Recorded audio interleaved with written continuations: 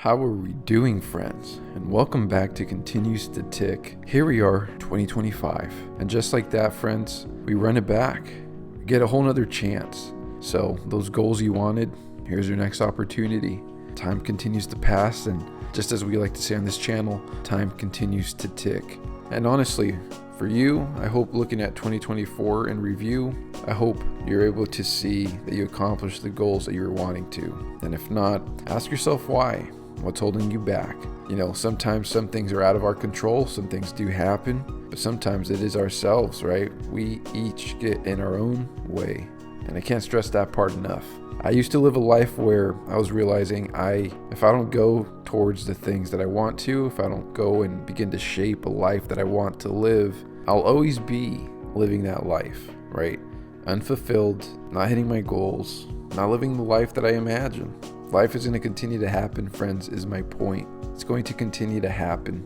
Sure, sometimes we're going to fall, and we will, but other times we do have the chance to really, despite the hits, take a moment to recover and really keep moving forward, and even further than that, excelling and shaping that life that we want. So with that said, friends, here we are in January. This isn't the January monthly review. We'll get to that in about 2 weeks or so, but we're here. I'm going to take the time in this video towards the very end. The topic is going to be me going through my 2024 year in review, just sharing a couple markers with you, and we're just going to talk about them. Maybe you can relate to some of them. But other than the topic, I do give you a portfolio review, just not as in depth. Now let's kind of walk through a couple things here. As you can see here, so here we are in the Jesse's cash flow portfolio, currently stabilizing, friends. We're back to trying to stabilize, but we took a couple chunks out. But here we are at $91,513.20. The dust is settling. I haven't really sold anything, I believe, since the last 2 or 3 big sales that I told you about. So this is really, where I'm kind of stabilizing.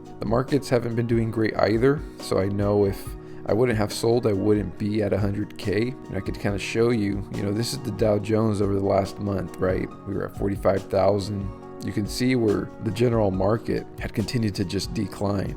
Kind of reached a peak here at the beginning of December and then November. And, it's lost about $3,000 on the Dow Jones. So any movement like that would also affect just the general market in your portfolio.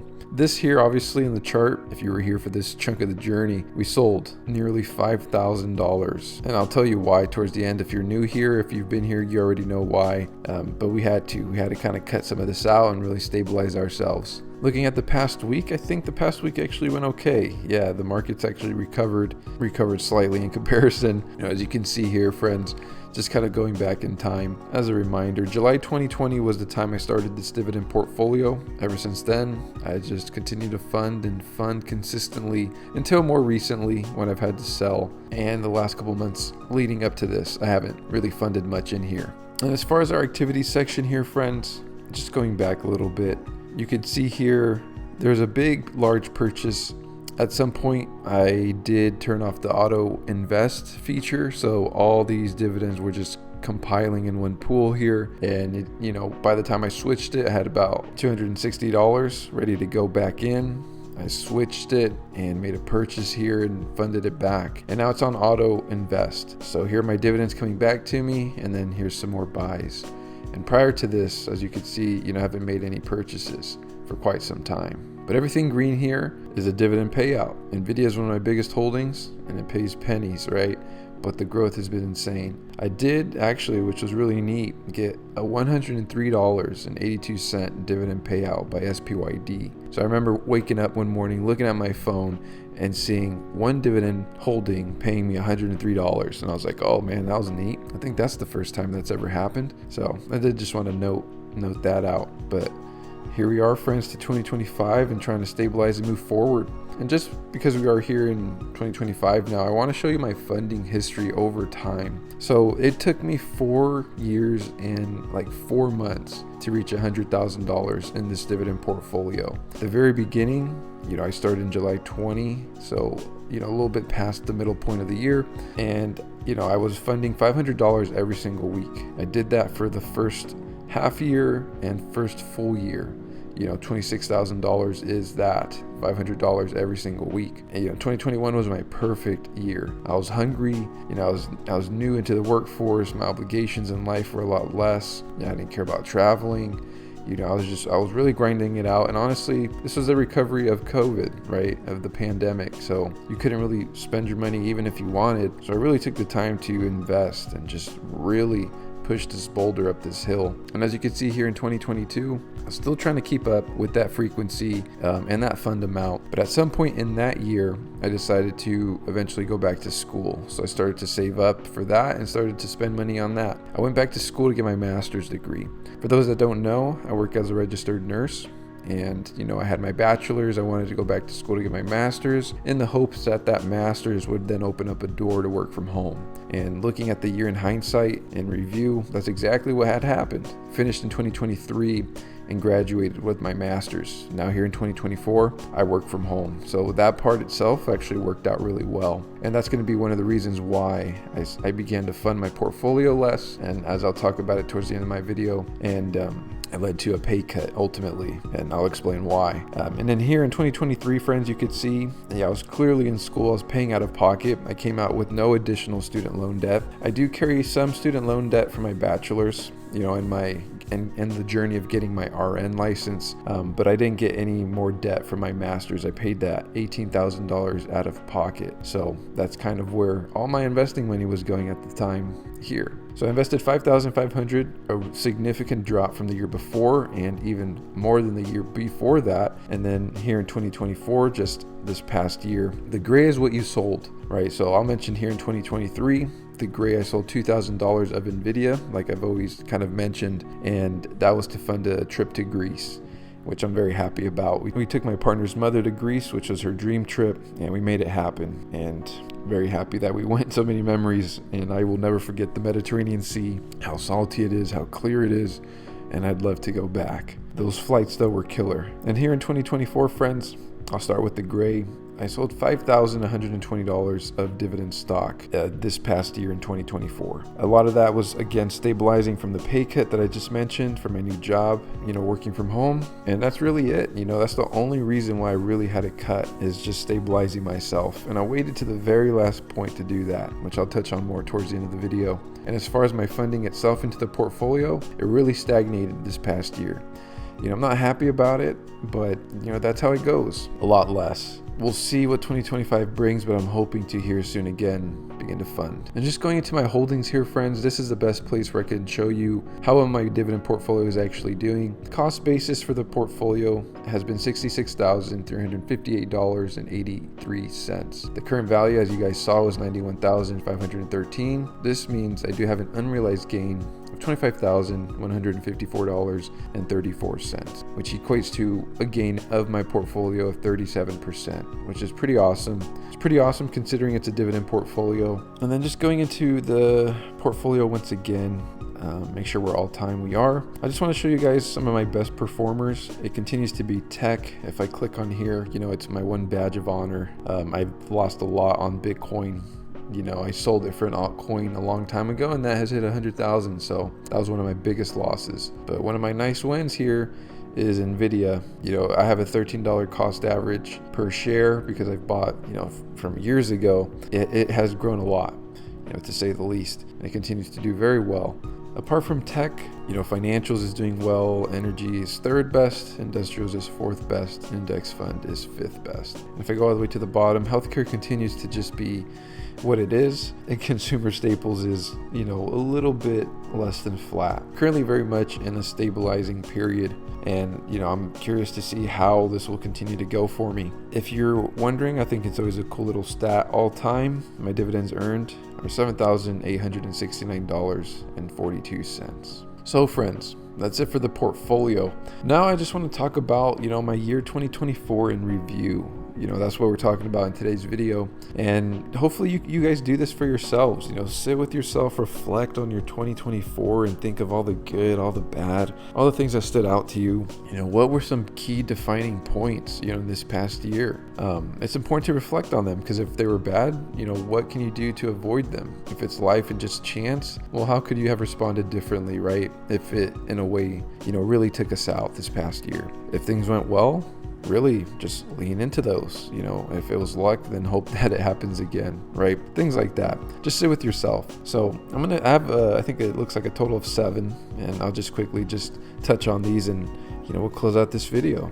I wish you guys a very happy beginning to this 2025. So this first point, friends, I wrote, I left prison to work from home. As I mentioned earlier, I went back to get my master's degree. I do work for the state of California, I should say, as an RN. I worked for the longest time as a prison nurse. Before that, I worked as a jail nurse. So my whole career has been in corrections, right? When I've worked in the prison, I worked there for nearly 5 years. And that's when I got in with the state of California, getting a pension, getting really good benefits. So my idea has always been to do that.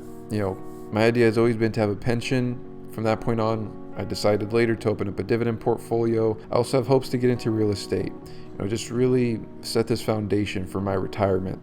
Being in the prison, I was just in there, I was like, what's next? I saw some job opportunities. I saw a lot of the work from home ones that I wanted required a master's degree. So I was like, what? I'm going to focus on career advancement, which is one thing I do, on this channel, right? I speak on career advancement. So I went back to get my master's degree. Invested, $18,000, a little bit more to get this degree, paid it out of pocket, got my master's in 2023. And in 2024, I got my work from home opportunity. And kind of going into part 2 here, to get that opportunity, at least in this one, it required a pay cut. There aren't many work from home jobs as an RN in the state government of California. They're very rare. There aren't many. And I work 100% remote, fully flexible. I can work anywhere in the state of California. And that's huge.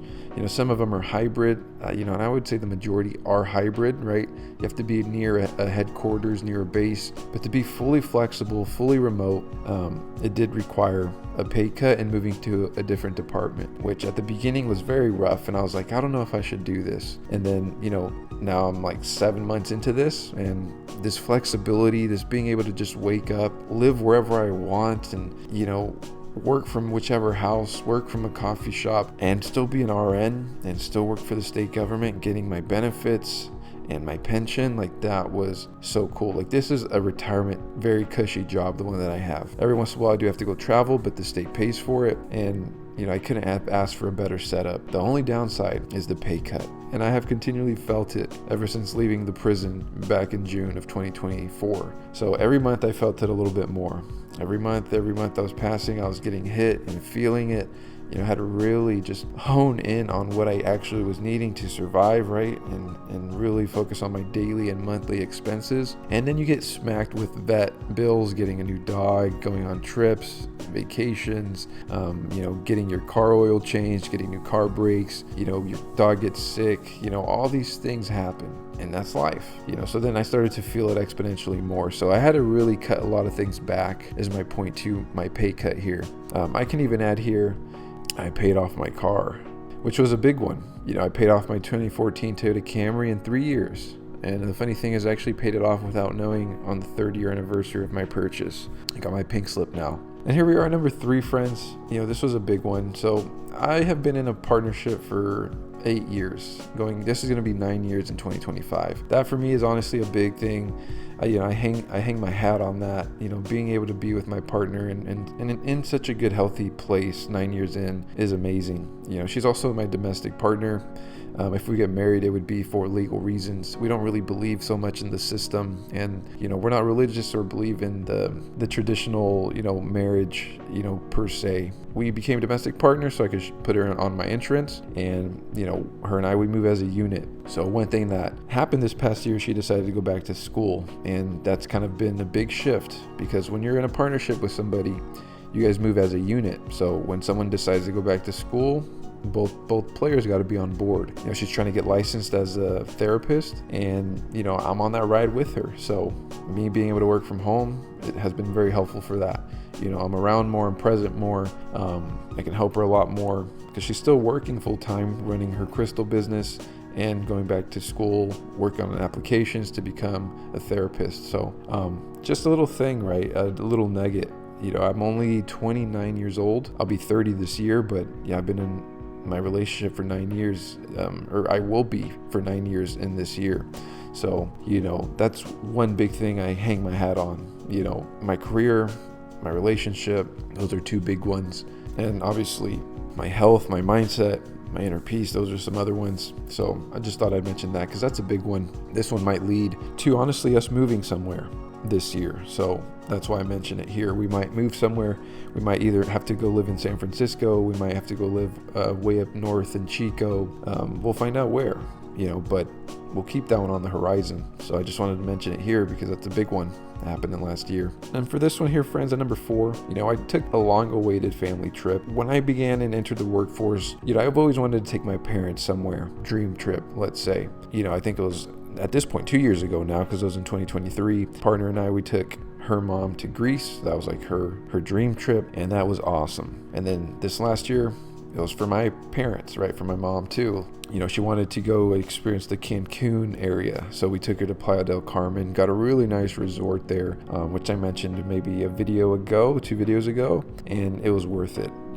Those are the things that they have a price tag, obviously, but they're things that you remember forever, and you take those things honestly to the end of your life, like from the moment it happens forever. As long as you have memory, you'll always remember that moment. That was worth it. And part of me having to sell my dividend portfolio was to stabilize and also have a little bit of money for that trip. So we went to Playa del Carmen, and I would say that's a big deal. As far as that goes, if it never happens again, we at least did it once, right? We were all healthy and we at least did it once. And talk about health, friends. Mental health is very important. Relational health is very important. Last year in 2024, my partner and I, we've been together for 8 years at that point, almost 8 years, 7, 8 years. We hit 8 years in September.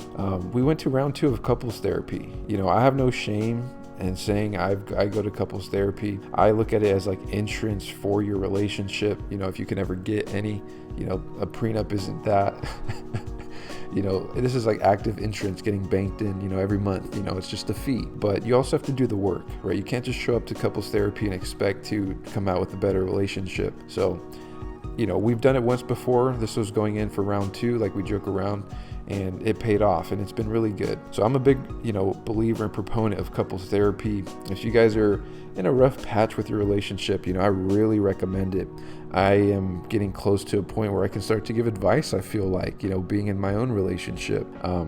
So one thing I would say, couples therapy is something to explore and to definitely not be ashamed of it. Look at it, like I said, as a joke, but honestly, it's true, as an insurance for your relationship. Go and see what you can extrapolate. Go and see how better you can communicate. Go and see how you can meet each other's needs, right? Go and find out how your needs aren't being met and work on it. Really work on it. It takes a lot of work. When I was younger, I used to think, oh yeah, like relationships do take work. And I thought it was tolerating someone. As I get older now, as I've been in this relationship for 8 years, going on to 9 in the 2025, I'm realizing that the work is literally work. Like you gotta find out what your partner's needs are, the communication style. They're gonna change, you're gonna change in the middle of all of that, and you still gotta show up. You still gotta show up and get your needs met, their needs met. Learn about them as they're changing. Learn about yourself as you're changing, and really combine and work as a unit. That's a big thing that I hang my hat on, is my relationship with my partner of 8 years, almost 9. So we're going on to 9. I wanted to mention that because a lot of people don't talk about that. And number 6 is health, friends, just general health. I was healthy in 2024. Being a nurse, I know that's something a lot of people take for granted. I included. I take my health for granted. I was healthy in 2024. My family was healthy. Everyone in my life and my close proximity was healthy. Every year from this point on, I'm 29, I'm going to be 30 this year. What does that mean? That means my parents are going to get older. My partner's parent is going to get older. A lot of people are going to get older, right? My siblings. So every year from this point on, for me at least, and probably for you or has been for you, it's something to really cherish, right? Health, because some people eventually do start getting left behind as we move through these years. Some people don't continue to cross these years with us, and a lot of it is due to health sometimes. So if these people can cross with you, be thankful for that. I'm very thankful for that. And I wanted to mention that as a positive, big key point of my 2024. And then I'm going to wrap it up with this, friends, because obviously, we talk about dividends here. I reached 100K in my dividend portfolio, and that was a big deal. It was also a big deal to have to sell. It was also a really big deal to have to do that. But I'm glad I did, because ultimately I'm glad I took my pay cut to ultimately work from home. And before that, I'm glad I got my master's degree, so then it would allow me to do that. All these things tend to happen the way they do, but it was all part of the vision, all part of the plan, except the pay cut. The pay cut wasn't part of it. I didn't know getting this job would lead to this, but there is some runway. My idea is to eventually, get back up there in wages, and if not, find a way to get my wages up, whether it's a side hustle or investing and jumping into real estate here sooner than I thought, right? And becoming a landlord. Either way, friends, I'm going to bring you along for that journey. This continues to tick as a reference to time, and we're just going to continue to keep building, friends. Just to final touch on this point, I hit 100K. I was in there for about a month, and then I really had to stabilize and cut back. So I sold my $5,000 chunk from my $102,000 dividend portfolio at the time, and here we are at 91.5. So it is what it is. But anyways, friends, I hope you guys were able to enjoy a little bit of this. Do it for yourselves. I really recommend it. Sit with yourself in the morning on your own, as you're driving on your own, and really reflect on your own year. Think about some key points. Think about the things you liked. Take those with you into 2025. And think about the things you didn't like and why. Let it simmer. And maybe you could change it this year. As always, friends, I will see you on the next video. And I'm looking forward to this year, 2025.